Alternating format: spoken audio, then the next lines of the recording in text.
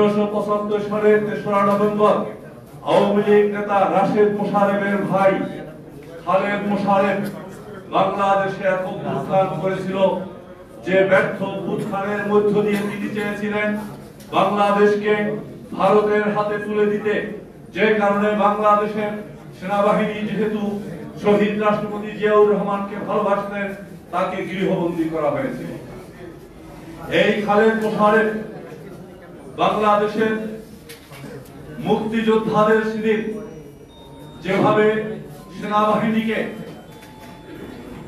ধ্বংস করার একটি পরিকল্পনা করেছিল, সেই দিনে সেই জাসদ এবং খালেদ মোশাররফের উস্কে দেওয়া সেনা সদস্যদের যদি সেই স্লোগান আমাদের মনে থাকে, সেনাবাহিনীর ক্যান্টনমেন্টে একটি মিছিল ছিল, একটা অফিসার দল ধরে ধরে হত্যা কর। বাংলাদেশের সেনাবাহিনীর অফিসারদেরকে সেদিন হত্যা করা হয়েছিল নির্বিচারে।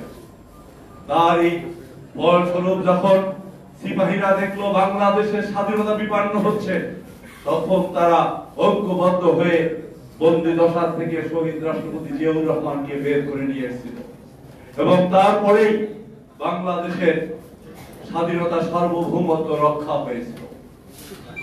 প্রিয় নেতৃবৃন্দ, আমরা জানি শহীদ রাষ্ট্রপতি জিয়াউর রহমান সম্পর্কে বলতে গেলে অনেক সময় লাগবে। যিনি বাংলাদেশের স্বাধীনতার ঘোষণা দিয়েছে, একদলীয় শাসন ব্যবস্থার বিরুদ্ধে এসে বাংলাদেশে বহুদলীয় গণতন্ত্র প্রতিষ্ঠা করেছেন।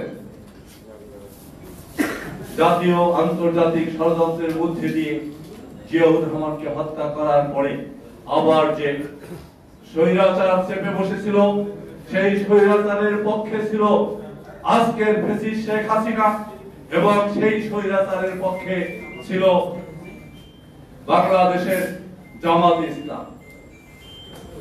আমরা দেখেছি 1986 সালে স্বৈরাচারের দোসর হয়ে জামাত ইসলাম এবং আওয়ামী লীগ নির্বাচন করেছিল একমাত্র দেশ নেত্রী আপসী থেকে বাংলাদেশের গণতন্ত্র মুক্ত করার জন্য কাজ করেছিল এবং দেশ নেত্রী বেগম খালেদা জিয়ার নেতৃত্বে 1990 সালে গণ অভ্যুত্থান হয়েছিল এবং 1991 সালে দেশের মানুষ তার হাতে আবার গণতন্ত্র ফিরিয়ে দিয়েছিলেন এবং দেশ নেত্রী বেগম খালেদা জিয়ার নেতৃত্বে বাংলাদেশের সংসদীয় গণতন্ত্র প্রতিষ্ঠা পেয়েছিল।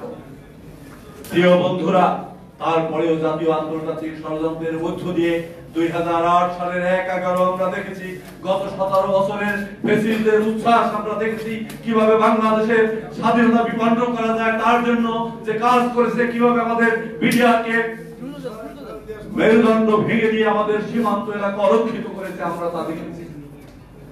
আজও আবার বাংলাদেশ নিয়ে একটি বড় ষড়যন্ত্র হচ্ছে। গত 17 বছর এই আন্দোলনের বিরুদ্ধে আমাদের ঐক্যবদ্ধ করে জিয়া পরিবারের যোগ্য উত্তরসূরি তারেক রহমান নেতৃত্ব দিয়ে আজকে ফ্যাসিস্ট মুক্ত বাংলাদেশ করেছে, যার জন্য দেশের বৈষম্য বিরোধী একটি আন্দোলনে আমাদের সন্তান তুল্য হাজার হাজার ছাত্রছাত্রীদের জীবন দিতে হয়েছে। প্রিয় বন্ধুরা, আজকে যে নির্বাচন নিয়ে টালবাহানা হচ্ছে, সেখানে আমরা দেখছি ইসলামিক রাজনৈতিক দলগুলো আজকে আবার ভারতের দালালি করে বাংলাদেশে একটি অস্থিতিশীল অবস্থা সৃষ্টি করার পায়তারা করছে, যার জন্য সবচেয়ে বড় ভূমিকা নিতে পারবে বাংলাদেশ জাতীয়তাবাদী ওলামা দল। এবং এই ওলামা দলকে শহীদ রাষ্ট্রপতি জিয়াউর রহমান জানতেন যে বাংলাদেশের ধর্ম নিয়ে সিনেমি খেলা হবে, বাংলাদেশের ধর্মপ্রিয় মানুষকে একটি শ্রেণী বিভিন্ন ভাবে কাজে লাগিয়ে তারা বাংলাদেশের ইসলাম ধর্মকে হুমকির মধ্যে ফেলে দেবে। আমরা তা আজকে দেখছি।